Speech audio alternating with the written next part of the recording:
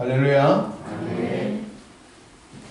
신약을 얘기할 때마다 400년 만에 등장했던 세례 요한을 우리가 기억하게 됩니다. 세례 요한은 말씀을 드렸듯이 백성들의 기대치를 한 몸에 받았던 사람입니다.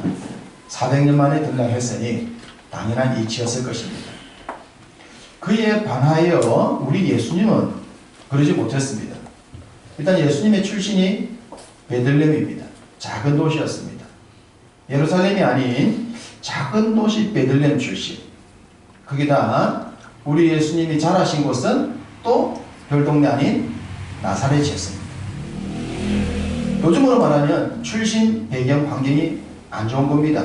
그래서 사람들에게 주목을 받을 만한 그런 분이 아니었어요. 그리고 아버지가 목수였고 출신이 목수였습니다. 여러 가지 스펙으로 볼 때 볼품없는 이분이 어느 날 사람들을 불러서 제자 삼기를 시작합니다. 그러자 제자들의 반응도 당연히 의아할 수 있었을 거예요. 그 대표적인 사람이 나다나엘입니다. 나다나엘이 요한복음 1장 46절에 보면 나사렛에서 무슨 선한 것이 날 수 있다. 그 사람 출신 나사렛 아니야? 에이, 출신에서부터 이미 반대를 받을 수 없는 그런 분이 주님이셨습니다. 그런 주님이 사람들을 불러서 제자를 만드시는 거예요. 제자들의 관심은 처음부터 큰 기대치를 가진 것은 아니었습니다. 그러나 시간이 조금씩 흘러가면서 제자들이 자기를 불러준 스승님을 보는 눈이 바뀌기 시작합니다. 이분이 뭔가 다른 거예요. 뭔가 일들을 행하시기 시작하는데 점점 놀라운 일을 행하시는 거예요. 그러자 이 제자들이 관심도가 달라지기 시작합니다. 그 달라진 관심도가 그들의 말을 통해 표현이 되어지는데, 먼저 오늘 본문인 18장 1절을 보시면 그때에 제자들이 예수께 나와 이르되 천국에서는 누가 큽니까? 라고 묻습니다. 왜 물었을까요? 큰데 관심이 있기 때문입니다. 관심 있는 걸 묻죠. 그들은 큰 것에 관심을 갖기 시작합니다.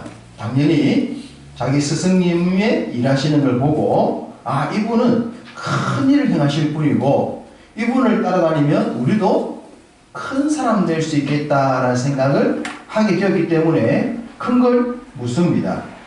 그러다가 이 생각들은 더 확장이 돼요. 자, 20장을 보십시다.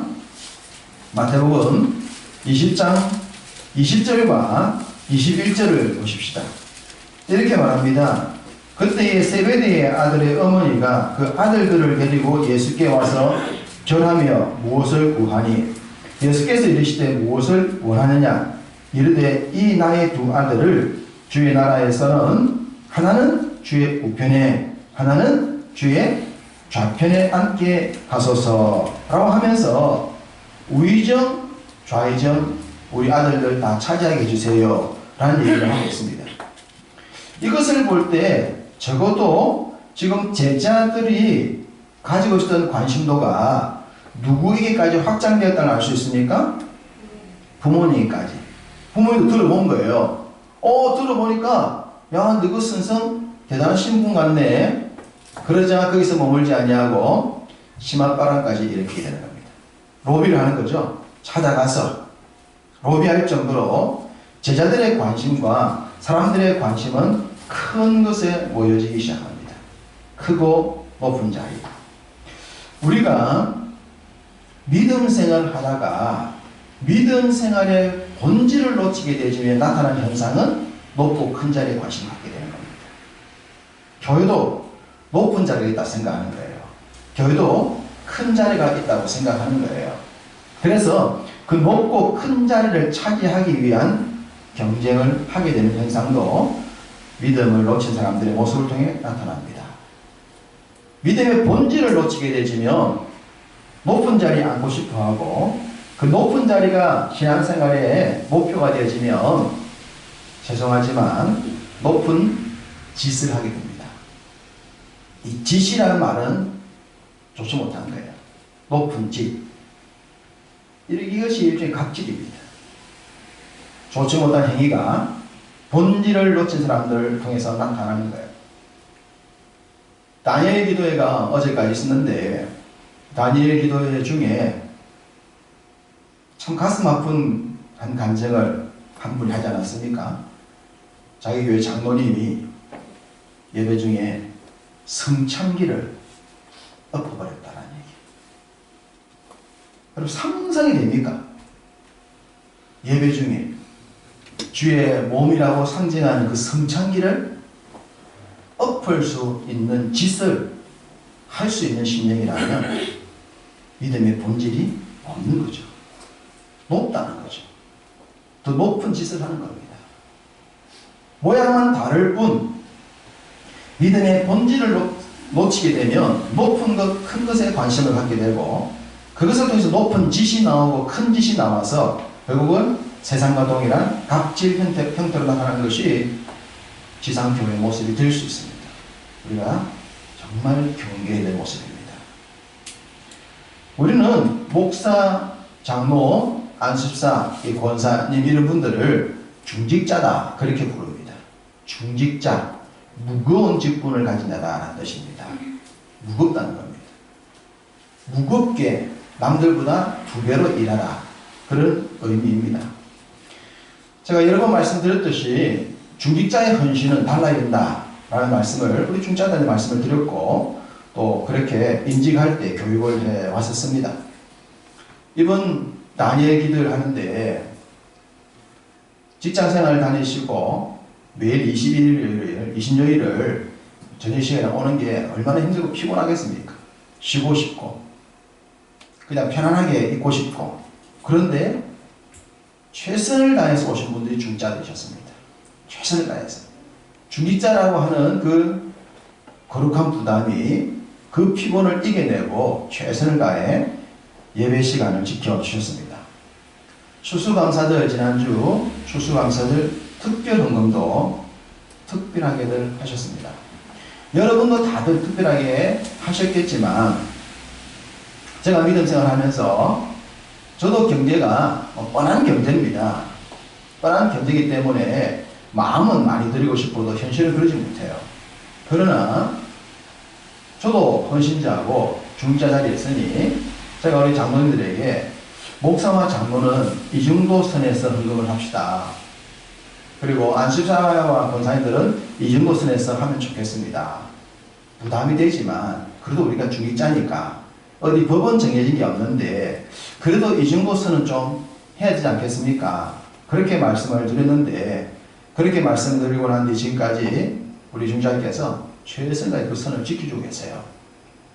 강조하지 않아도 중직자로 세움 받을 때 그때 함께 얘기를 하면서 그렇게 갑시다 라고 드렸던 말씀을 경제적으로 부담이 되임에도 불구하고 최선을 다해서 헌금도 특별하게 하십니다. 식당 봉사도 특별합니다. 여러분도 다 식당 봉사 하시지만 우리 중직자 직분을 가지신 권사님들이 더 2배로 봉사합니다. 어제도 미리 오셔서 준비하시고 오늘도 일찍 오셔서 준비하시고 미리 수고스러운 걸 다 해놓고 우리 부원들이 최소한만 해도 될 수 있도록 그렇게 하십니다. 이게 중직자라고 하는 겁니다. 직분이라고 하는 거 다 똑같지만 그래도 좀 더 무겁다고 받았던 직분에 대해서는 무겁게 남들보다 배나 더 봉사하고 수고하고 희생하고 섬기라고 주신 거예요. 그걸 우리 교회는 잘 감당하고 있어요. 그래서 얼마나 고마워 감사한지 몰라.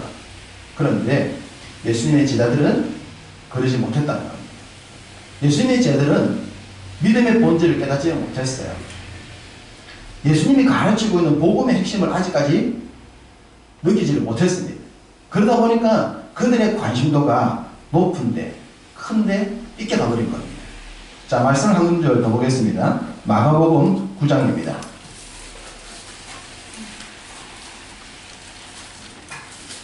본문 다시 돌아와야 되니 본문을 붙들어 주시고 마가복음 바로 뒤에 있는 마태복음 뒤에 있는 마가복음 9장 33절과 34절입니다.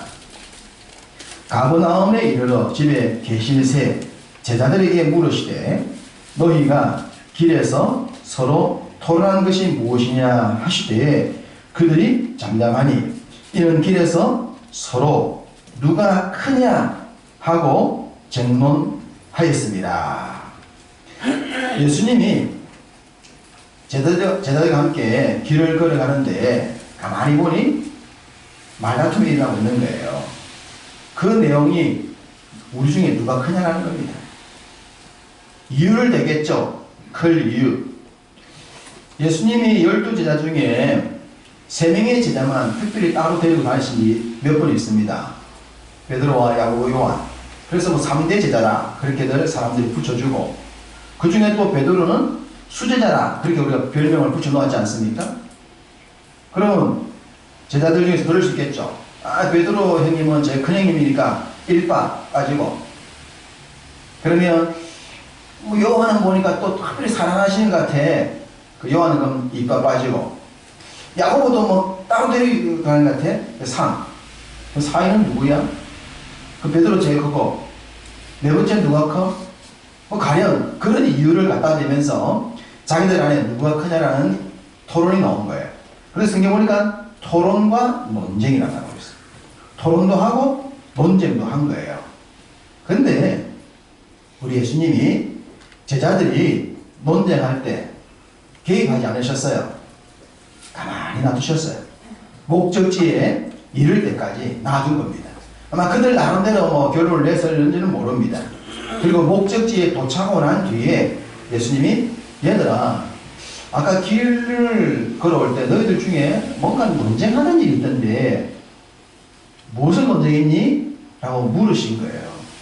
자, 이때 예수님이 물으신 게 제자들의 논쟁 내용을 알고 물으셨어요? 모르고 물으셨어요? 알고 물으셨죠. 왜 논쟁이 있는지 알고 물으신 거예요. 근데 그때는 개입하지 않고 다 끝나고 난 뒤에 목적지에 도착하고 나서 물었단 말입니다. 그렇게 물으니까 제자들의 반응은 어땠다고 말합니까? 제자들은 예수님 물었을 때 뭐 했다 했죠? 성경에 뭐 했다? 잠잠했다. 잠잠했다. 대답할 수 없었다. 왜요? 왜 잠잠했을까요? 결론이 났으면 딱 얘기해야 될 거 아니에요. 그런데 잠잠했던 것은 부끄럽기 때문에. 예수님이 묻기 전까지는 지나왔으니까 이제 잊을 수도 있었어요. 시간이 좀 지났으니까. 근데 주님이 묻자 이들이 잠잠해져요. 생각이 난 거죠. 아, 다 들으셨네. 다 아시네. 부끄러워진 겁니다. 아담과 하와가 선악을 알게 하는 과일을 먹기 전에는 부끄러운 것을 몰랐습니다. 먹고 난 뒤에 부끄러운 줄 알았어요. 동일하게 예수님이 묻기 전까지는 이 제자들이 생각하지 않다가 묻고 나자 이들이 부끄러워서 침묵을 했다라고 보면 됩니다. 이 말다툼했다, 토론했다, 논쟁했다. 토론, 논쟁 필요합니다. 어떤 일을 하기 위해서 주제를 내놓았을 때는 가능합니다. 그러나 지금 제자들이 내놓은 것은 누가 크냐라는 쟁탈전을 벌였고, 그 쟁탈전이 논쟁까지 올라간 거예요. 말다툼까지 가기 일보 직전까지 간 거예요. 그리고 이 말다툼에서 조금 더 올라가면 어디까지 갑니까? 싸움이 나옵니다. 그 싸움은 결국 분란을 가져오고 분리를 가져옵니다. 나눠지게 만드는 거예요. 하나됨을 막게 되는 거죠. 그 지경까지 이른 거를 우리 주님이 들으셨어요. 그래서 너희들이 무슨 얘기했니? 라고 물으시니까 제자들이 아차! 라고 생각하면서 비로소 자신들의 얘기가 부끄러운 행동이었다는 걸 알게 된 거예요. 복음에 조금이나마 본질에 가까이 나왔다는 것을 의미합니다. 부끄러운 줄을 알아야 합니다. 만약에 이때도 제자들이 부끄럽지 않게 당당하게 주님 말이 나온 김에 한번 해봅시다. 진짜 주님 누가 더 큽니까? 오늘 주님이 딱 잘라서 서열을 좀 정해 주십시오. 주님 왜 그때 3명만 데려갔습니까? 차별하는 거 아닙니까, 주님? 그럴 수 있지 않았겠어요? 그런데 그 주님의 질문 앞에 제자들이 침묵하는 거예요. 저도 우리가 이 정도의 신앙을 있었죠. 그 질문 앞에 부끄러움을 알 수 있는 침묵 정도는 가지고 있어야 발전이 있을 수 있습니다. 주님이 침묵하는 제자들을 위해서 한 아이를 데려오십니다. 오늘 본문에 나오죠? 아이를 데려와서 세우신 이후에 3절과 4절 이렇게 말합니다. 너희가 돌이켜 어린 아이들과 지내지 아니하면 결단코 천국에 들어가지 못하리라. 그러므로 누구든지 이 어린 아이와 같이 자기를 낮추는 사람이 천국에서 큰 자니라. 두 가지를 말씀하십니다. 어린 아이와 같아지는 것, 자기를 낮추는 자. 그러면서 아이를 들고 얘기하시는 거예요. 아이. 자, 우리 시대를 되짚어 봅시다. 한 50년을 앞으로 가봅시다. 50년 앞으로 갔을 때 집에 맛있는 거 있으면 1위가 누구였습니까? 아이였어요? 아버지였어요? 한 50년만 앞서가도 집에는 아버지 거였습니다. 뭐 있으면 손대지 마라. 아버지 거다. 어른 거였어요. 100년으로 넘어간다면 훨씬 심했을 겁니다. 아이와 죄송하지만 여성들은 없어요. 여성들은 상위에서 밥 못 먹는 거예요. 부뚜막에서 밥 먹는 거예요. 어른들만 장손들이 밥상에서 따로 밥 먹는 거예요. 그게 100여 년 전. 이게 동서양이 똑같습니다. 우리만 그런 것이 아니라 서양도 여성들이 남성들보다 원격적으로 지능이 저하다고 생각해서 직업 자체에서 기회를 안 주는 경우가 서양도 똑같습니다. 동서양 똑같아요. 그러면 2000년 전으로 가봅시다. 2000년 전이었다면 시대적 환경에 주도권을 누가 쥐고 있어요? 어른이죠. 어른. 아이는 없는 겁니다. 아이는 없어요. 산업혁명이 있었던 그 시대에 그림이나 글을 보면 아이들이 석탄 광장에 들어가서 그 10살도 안 되는 아이들부터 석탄 광장에서 하루 종일 탄 마시면서 일했던 아이들의 모습이 불과 몇 오래된 얘기들이 아닙니다. 아이들이 대접받는 시대가 그렇게 길지 않아요. 2000년 전에 예수님이 아이를 세우신 거예요. 비교할 수 없는 상황이죠. 납득할 수 없는 상황이에요. 그 아이를 세워 놓으신 이후에 예수님이 너희가 지금 큰 얘기를 하고 있는데 너희가 진짜 크고 싶다면 누구처럼 되라? 아이처럼 되라. 무시했던 아이들인데 관심도 갖지 않은 아이들인데 그 아이처럼 되라? 이해가 됩니까? 그리고 너희가 정말 큰 자가 되고 싶다면 높은 자가 되고 싶다면 섬기는 자가 되라. 누가 섬깁니까? 종이 섬깁니까? 주인이 섬깁니까? 종이 섬기는 거예요. 주인은 섬김을 받는 존재예요. 높은 사람은 섬김을 받는 존재잖아요. 어른은 섬김을 받는 사람이죠. 시키잖아요. 아이들한테. 남편이 높다 생각하니까 부인한테 시키잖아요. 물 떠와. 지가 떠도 되는데 물 떠와. 발 좀 씻게 발물 좀 떠와봐. 시키는 것은 높다고 생각하기 때문에 시키는 거예요. 사랑해서 부탁하는 것도 있지만 알죠? 사랑해서 부탁하는 건지. 그런 사람들에게 주님이 아이를 얘기하셨고 섬김은 큰 자가 되기 위한 조건이라고 말씀하신 겁니다. 이해될 수 있습니까? 믿을 수 있습니까? 받아들일 수 있습니까? 자, 이 얘기를 들었을 때 제자들의 마음은 어땠을까요? 오면서 큰 자 얘기했고 어머니 로비까지 나오는 그런 높은 자리 생각하고 있었던 그들에게 어린아이처럼 되어라, 섬기는 자가 되어라 라고 했을 때 정말 부끄러웠을 거예요. 그리고 본인들이 생각하는 복음의 핵심이 이게 아니구나 라고 하는 것을 느꼈을 것입니다. 그렇습니다. 주님이 우리에게 가르친 복음의 핵심이 이것입니다. 정말 우리가 크고 싶고 인정받고 싶고 높이 되고 싶다면 어린아이처럼 되라고 하는 겁니다. 그리고 섬기는 자가 되라고 하는 겁니다. 섬기되 많이 섬기고 중직자처럼 이중으로 섬기고 부담스러울 정도로 섬기라. 그럴수록 주님이 더 크게 주시겠다 말씀하십니다. 세 가지로 정리하면서 말씀을 정리해 봅니다. 어린아이 같아야 된다. 선견자가 되어라. 첫 번째는 겸손입니다. 겸손해지라는 겁니다. 겸손 얘기입니다. 마태복음 11장 29절에 보면 이런 말씀이 있어요. 나는 마음이 온유하고 겸손하니 나의 멍에를 메고 내게 배우라. 그리하면 너희 마음이 쉼을 얻을 것이다. 주님이 나는 마음이 온유하고 겸손하다. 주님이 겸손하신 분이에요. 그분이 겸손하기 때문에 왕이신 분, 하나님이심에도 불구하고 인간처럼 되셨고, 인간처럼 되셔서 자기를 죽이면서 희생해 주신 것, 그게 주님의 겸손입니다. 남을 위한 희생, 그것이 삶으로 나오는 게 겸손이에요. 겸손은 그냥 사람 앞에서 아이고 머리 좀 숙여서 안녕하십니까? 이게 겸손이 아닙니다. 그게 누구나 할 수 있죠. 진정한 겸손은 남을 위한 희생이 삶으로 되어져 나오는 것. 그게 진정한 겸손이죠. 그 겸손을 배우라 하신 겁니다. 두 번째는 우리가 잘 알듯이 순수함이에요. 아이를 통해 보여주는 순수함을 말씀하십니다. 고린도전서 14장 20절에 이렇게 말씀하십니다. 형제들아, 지혜에는 아이가 되지 말고 악에는 어린아이가 되라. 지혜에는 장성한 사람이 되어라. 악과 지혜를 말씀하시면서 악에는 어린아이, 악에는 어린아이, 악에는 아직 어린아이들이 우리처럼 그렇게 어른처럼 심각하지 않다는 거죠.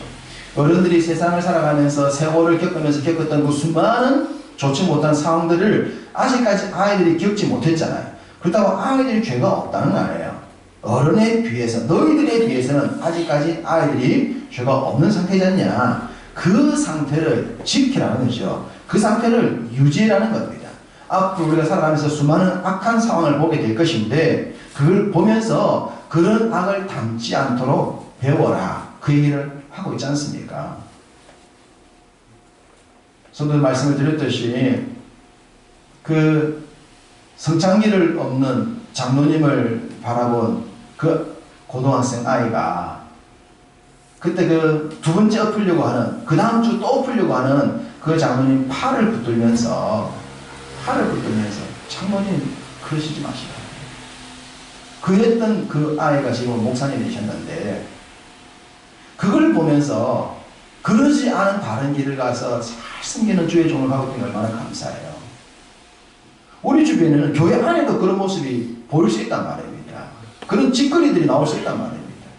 그런 짓거리를 보면서도 아이처럼 되어서 악을 닮아가지 말라는 거죠. 그 순수함을 지키도록 노력하라 말씀하시는 것이 크고 싶은 자에 대한 조건인 거예요. 너희가 크고 싶은 자라면, 높은 자리에 오르고 싶다면 그렇게 해라 라고 말씀하시는 거예요. 마지막 세 번째는 수용력을 말합니다. 수용력, 받아들이는 능력입니다. 누가복음 18장 17절에 이렇게 말씀하십니다. 내가 진실로 너희에게 이르노니 누구든지 하나님의 나라를 어린 아이와 같이 받아들이지 않는 자는 결단코 거기 들어가지 못하리라. 하나님의 나라를 어린 아이같이 받아들이지 않는 자, 받아들여야 한다는 거예요. 아이들은 받아들이는 수용력이 있어요. 왜요? 많이 모른다고.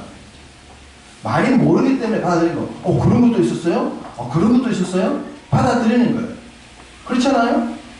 여러분들이 성경에서 많이 알면 목사님이 말하는 가르침에 다 알고 있는데요 라고 반응하겠지만 그만큼 모른다 생각하면 그런 내용이 있었군요 받아들이듯이 수용 능력이 있어야 된다. 믿음 생활은 받아들이는 거예요. 주님의 가르침, 말씀의 가르침을 받아들이는 거예요. 예수님의 제자들이 아직까지 예수님이 말씀하시고는 복음의 핵심을 모르다 보니 큰 것에 대해 질문하고 큰 것까지 논쟁하고 엄마까지 동원시키는 이런 행동을 했었는데 주님이 그들에게 너희가 정말 크고 싶다면 말씀을 잘 받아들여라. 잘 받아들여서 복음의 핵심이 무엇인지 알아야 된다. 그리고 그 가르침을 따라야 된다라고 말씀하신 거예요. 믿음 생활 하다 보면 세월이 흐르고 경력이 쌓이지 않습니까? 교회 생활을 오래 하다 보면 교회의 시스템을 알게 됩니다. 또 교회가 어떻게 돌아가는지 압니다.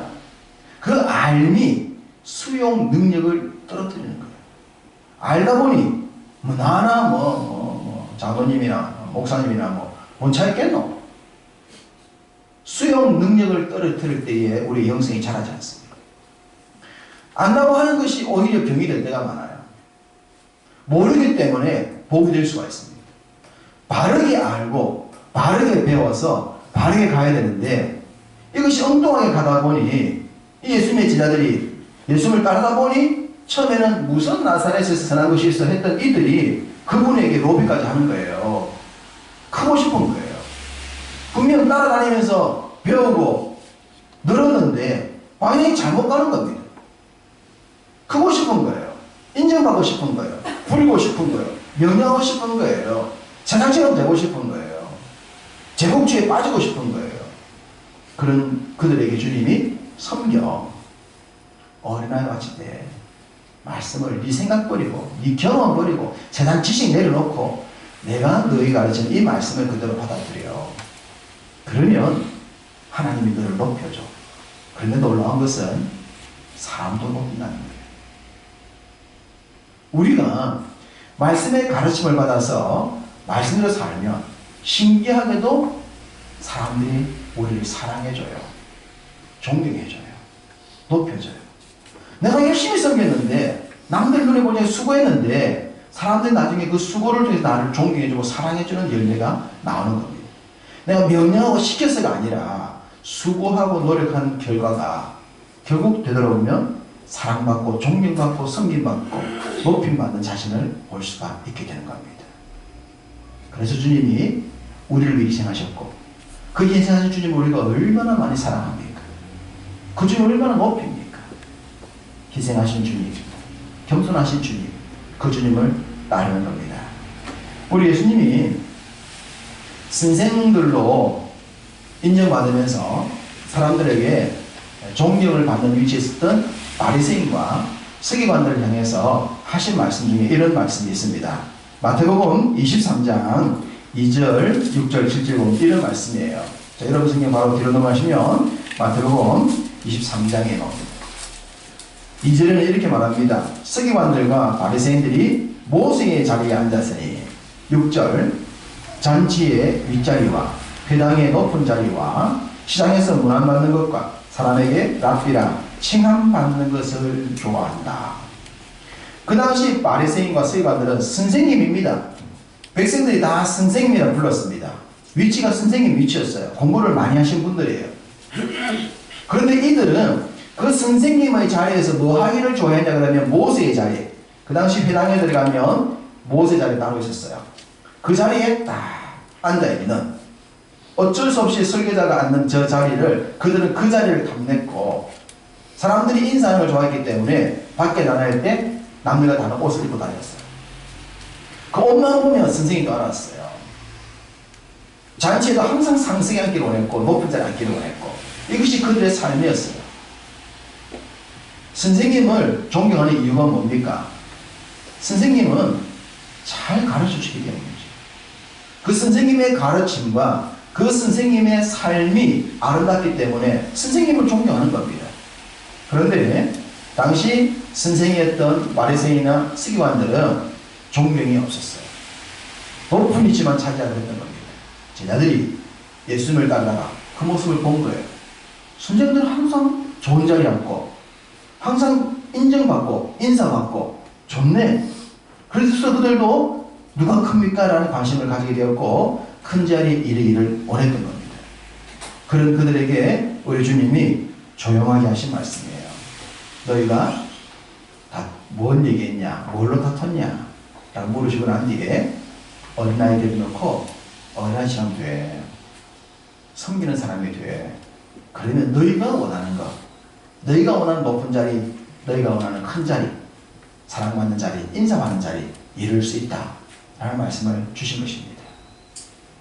역설적이지만 그 진리의 말씀을 우리는 가슴에 새겨야 합니다. 우리가 살아가는 지금도 똑같습니다. 지상의 몸된 교회에서 섬기다 보면 좀 높은 자리 탐날 수도 있고 좀 큰 자리로 생각될 수 있습니다. 그러나 지상교회에서 주님이 우리에게 주신 것은 섬깁니다.